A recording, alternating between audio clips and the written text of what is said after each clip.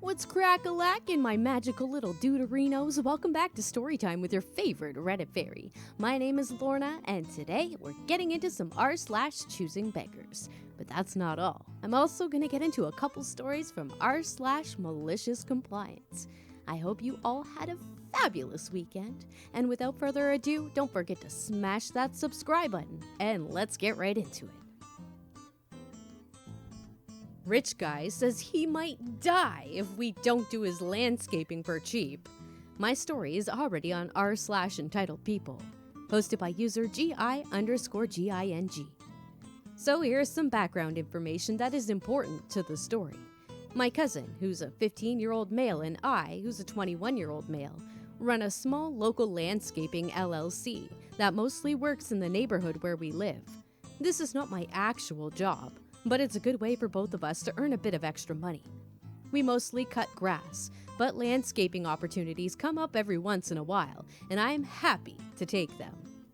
We live in a pretty nice suburban neighborhood where most people have enough money to live fairly comfortably. I've been landscaping for over 6 years and have had to raise my working rate to fit my experience and the demand for work in my area. Usually, I charge $20 to $30 per hour of work. This is important. I don't care if you think it's overcharging. The story.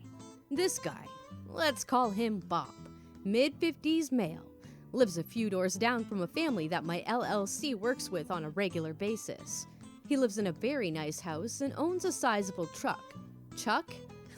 5+ acres of land behind it. He has so many cars that they don't all fit in his driveway, and they often block the sidewalk. There's usually 6 cars in total parked in his driveway, and I think he owns all of them.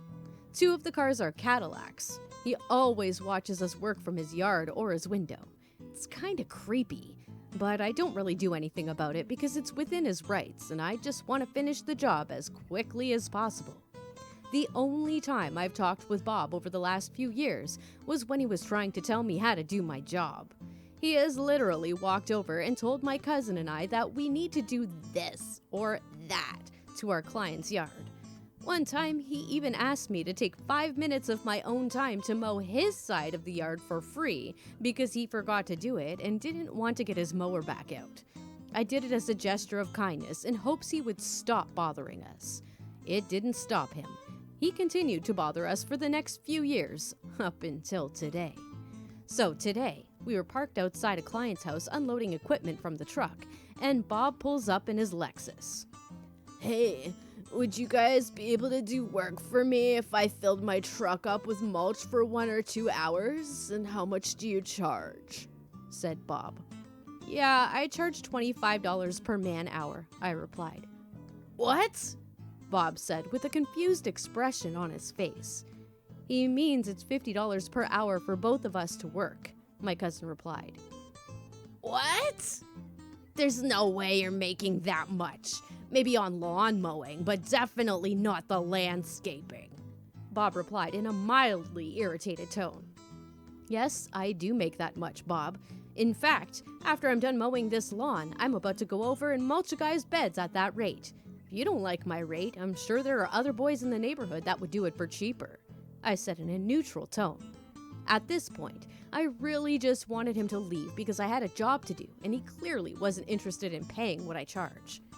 "I can't afford that. I was gonna pay you both $10 per hour for 8 hours of work, tax-free. Doesn't that sound like a good deal?" Bob said in a reply. I don't know why the amount of work magically increased, but that's just what he said.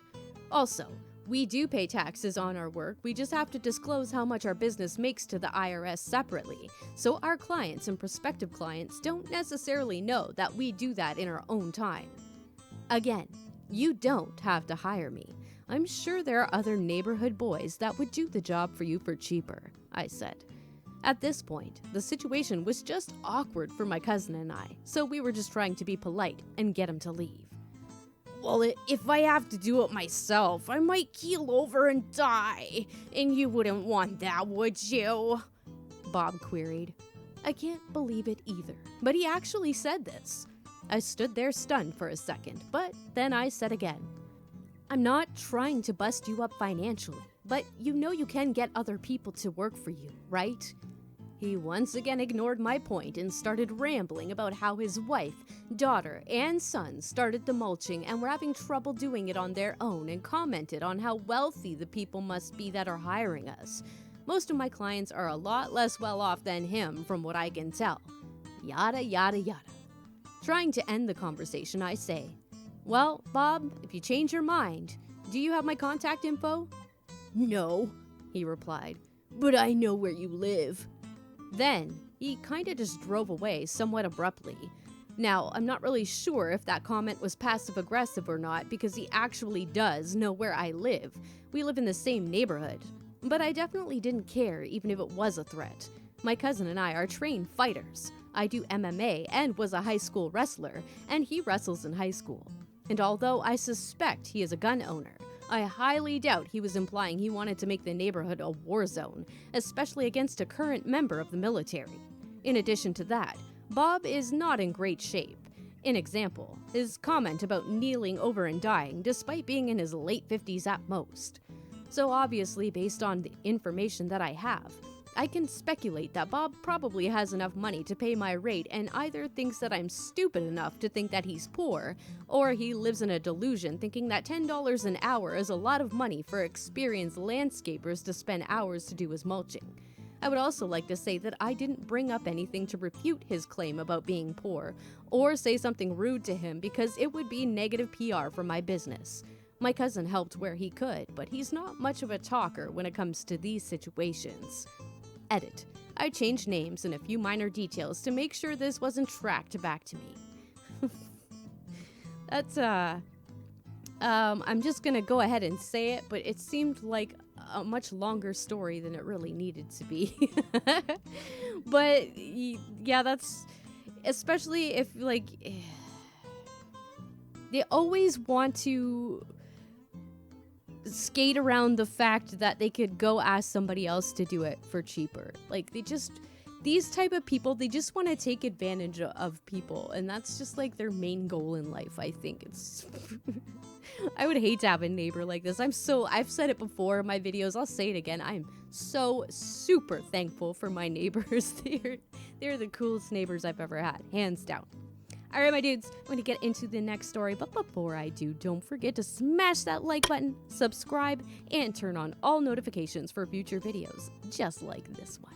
This next story is called Choosing Beggars Steals My Nintendo 3DS and Lies About When I Found Out. Posted by user Derpy_Earth. I've already posted on this subreddit once before, and quite a few people liked that one. So I thought I might as well share a new Choosing Beggars story of mine. This happened back in 2017 when my family and I were visiting some extended family in Malawi? I'm sorry. We were staying in my sister's house in Malawi? Fuck, I need to learn how to pronounce this. Hold on. Okay, I think it's Malawi. Malawi? I don't know. Okay, I'm sorry. One day, one of my many cousins comes to visit. He was a few years younger than me, and he was a pretty cool kid, or so I thought. We talked for a little while until he showed me his old Nintendo DS. It was a very old model, probably first generation, but it still worked well. I was surprised because I myself had just gotten a new Nintendo 3DS that year. I brought my 3DS with me on the trip to keep myself from getting bored. I took Choosing Beggar up to my room and showed him where I kept my Nintendo 3DS. He was super amazed by it. Whoa, that's so cool. What is it? It's a Nintendo 3DS. I got it last year, though it's kinda dated now that the Nintendo Switch is coming out.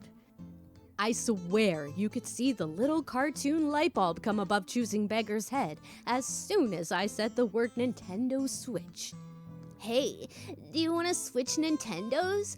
I take your 3DS and you take my DS? No, I can't. Why not? I'd be giving you mine. It's win-win. Sorry, I can't. We might be leaving to go back home soon, so I don't know when next I'll see you to get it back. Actually, I was hoping we could just switch permanently.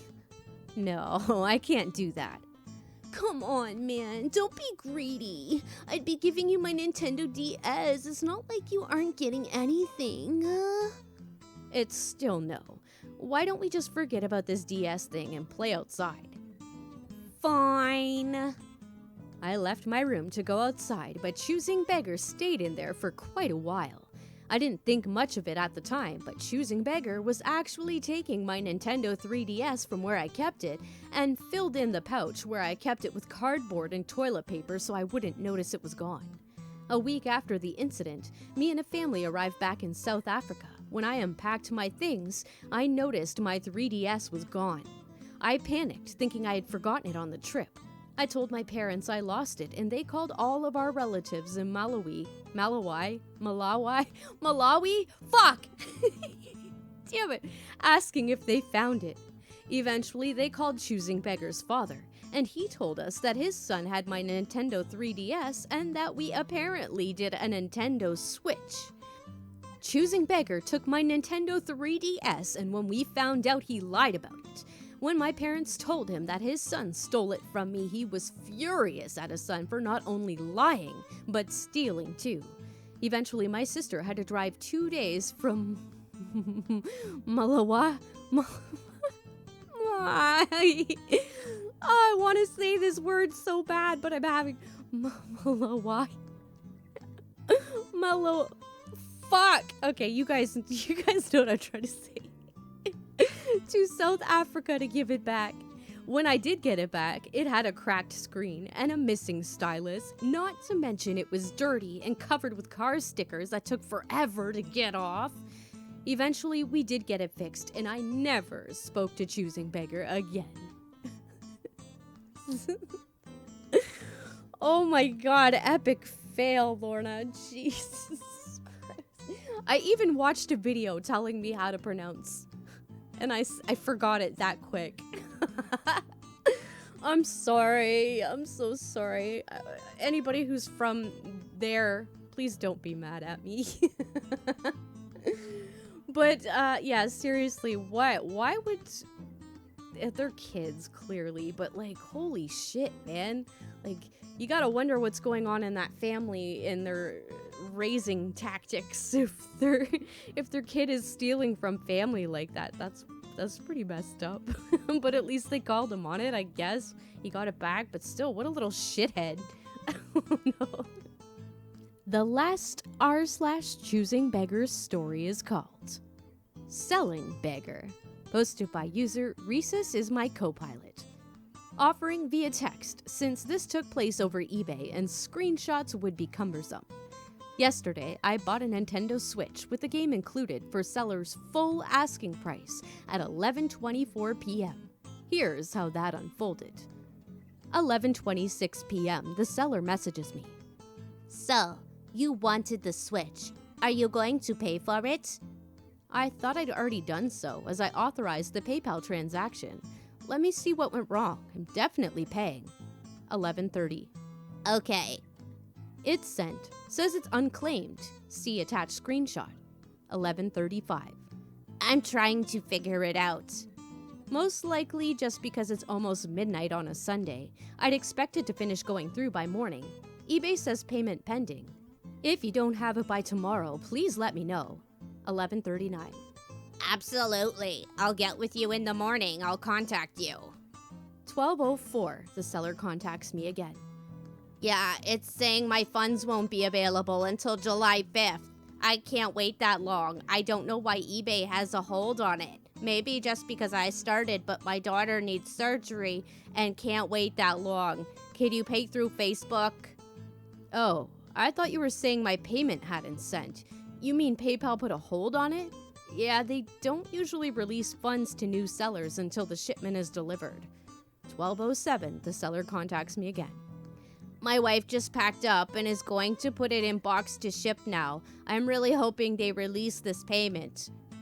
At 7:45 a.m. in the morning, the seller messages me again. Ma'am, I still don't have payment. It says pending, but eBay is holding it or something. If I return the payment, can you either send through Facebook? You can use PayPal through that. I don't know what it is going on. Like I said in my last reply, It wouldn't be dispersed to you until the day after the item arrives if you're a new seller. And unfortunately, the way eBay is set up, if we attempt to share external contact info, both of our accounts can be banned. I'd be willing to pay up to $30 more for faster shipment if there's a way you can request that. And then you'd get your money quicker. That's the best I can do for you, sorry. At 8:12, he messages me again. Well, I'm sorry, but now I'm gonna have to cancel the shipment. I don't do business that way. Dude then used my shipping info to find me on Facebook and proceeded to ask me to pay him there. I said if he set it up as a marketplace transaction, I'd consider it, but the terms of service clearly state payment through Messenger isn't protected and should not be used for commerce. He kept insisting I could do a protected purchase transaction and called me a liar when I said he was wrong. Okay. So I don't think this is a choosing beggar so much as probably just a scam artist.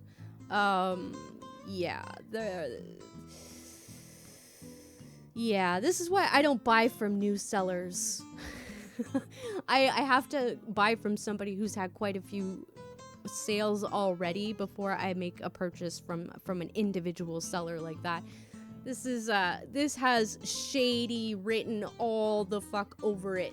This is, yeah, clearly the funds are there. You're gonna get them. Like, you can't be new to eBay. eBay's not a new concept. You know what I'm saying? Like, this guy knows what he was doing. He was just trying to pull one over. He was probably trying to get the money and then never have any kind of proof to back up that he actually sent it, because then he could just go and cancel the eBay transaction and say, oh, he never paid me. You know, this is a little bit of shade, I think. And not a little bit, a lot.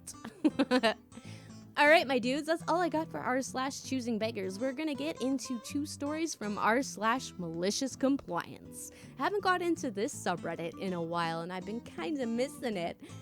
So, yeah, without further ado, this one is called Reason Required to Move Out, posted by user Furious LaFond.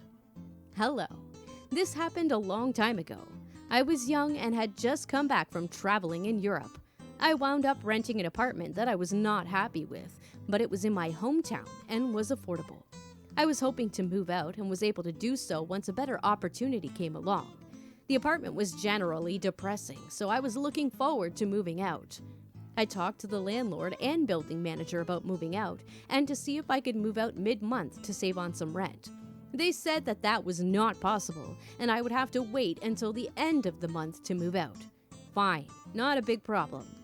The building manager says I need to fill out some forms before I can move out, so I go to his office and do so. He was not a very friendly guy, but honestly, I had not had any interactions with him prior to this and had no hard feelings about him. One of the questions of the form was, why are you moving out? I left it blank. What business is it of anyone's why I'm moving out? The building manager handed me back the form and said, you have to fill this in. I told him that I didn't feel like giving a reason that I am moving out and didn't understand why it was mandatory. He insisted that I had to fill it in or he would not process my move-out paperwork to end of month-to-month lease. I said, okay, fine, and filled it in. I do not like the building manager. He was shocked when he read it. I told him I didn't want to put in anything down, but rules are rules. Like, seriously, why? Why is that required? You don't need to know why somebody's moving out. Like, if they're not, you have any kind of discrepancy on their rent payments or anything like that, it's none of your fucking business. I would have told him to shove the paper where the fucking sun doesn't shine. Like, but I mean, that's just me, my dudes, and you know me. I don't like. Yeah, no, I would totally tell him to shove it where the sun don't shine. I can't even say that fucking phrase. What is wrong with me today? I'm trying to insult people when I'm sounding like a moron. All right, my dudes, let's get into the last story of the day. I know it's sad, but I'll be back tomorrow. This one is called Demand We Have a Meeting for This? Okay. Posted by user the MCP. I once had a project manager named Shirley and a coworker named Alex. I was a computer programmer. Every morning we, along with half a dozen other people, had a 5-minute long meeting to discuss our progress and give people a chance to ask each other stuff. The boss was away on a 2-week vacation, and while he was away, the meetings were slightly more important so we could coordinate ourselves without him to do it. Right before the meeting, I had come to a roadblock because I couldn't remember what something in the programming was called. I just needed an actual word and I could continue, and I knew Alex would know it. At the meeting, Alex did his thing. A few other people talked, then it was my turn. I explained what I had done yesterday and what I was working on and said, "Hey Alex, do you remember?" At this point, Shirley interrupted and threw a screaming fit at me. How dare I try to have a discussion with someone without her? I pointed out that she was standing right there, and she demanded to know how dare I try to talk to someone without it being a scheduled meeting in the conference room in her presence. I pointed out that this was a scheduled meeting. We were in the conference room, and we were in her presence. How dare I presume to ask anyone anything without notifying her in advance that I would be doing so? I tried to explain that it was only a very brief question, and she flipped out that how dare I try to talk back to her about this? So, having gotten an idea, I asked when we could have this meeting. She said 3 p.m. I knew damned well she had nothing to do before then. She just wanted to have something she could feel smug about. It was 9:34 a.m. at the time. She ordered that I was not to discuss it with anyone before the meeting, and I was not to proceed on the task without it, or I'd just be proving it wasn't actually important and I was wasting anyone's time. The meeting ended and we left. Alex worked about 10 feet away from me, so I could have just walked over and asked him, but I didn't. He sent me an instant message to know if I wanted to ask him whatever while she couldn't hear, and I replied that no. She wanted to be rude about it so she could reap the rewards of her actions. Alex and I had lunch every day, but I declined to talk about it. He knew I was up to something.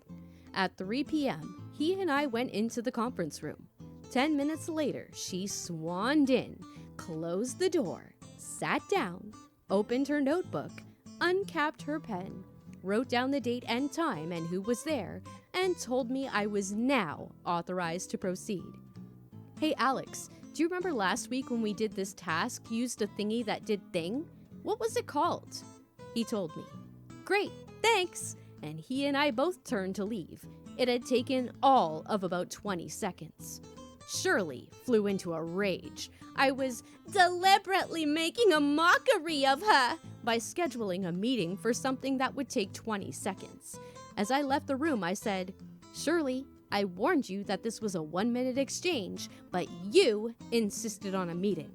She didn't speak to me for the rest of the day.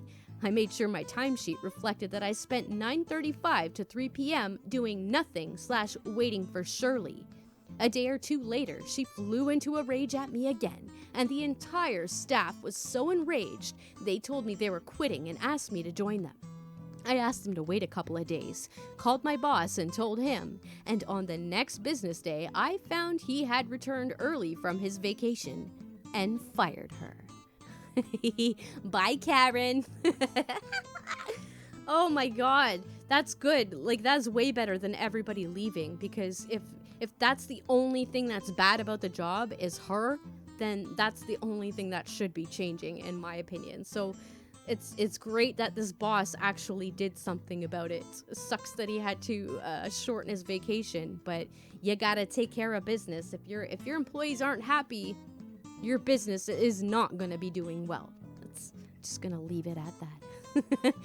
Alright, my dudes, I hope you enjoyed this episode. Thank you so much for watching. If you did like it, don't forget to smash that like button. Leave a comment below. Tell me what you guys did for your weekend. I always want to hear about your plans, what you guys are doing, crazy things that are happening in your area, all that fun stuff. Yeah, leave a comment below. Don't forget to subscribe and turn on all notifications for future videos just like this one. As always, the links to these stories will be in the description below, so head on over to Reddit and show those posters some love with some upvotes. You know they deserve it, my dudes. And also all the links to all my socials are down there as well, including the Discord, all that fun stuff.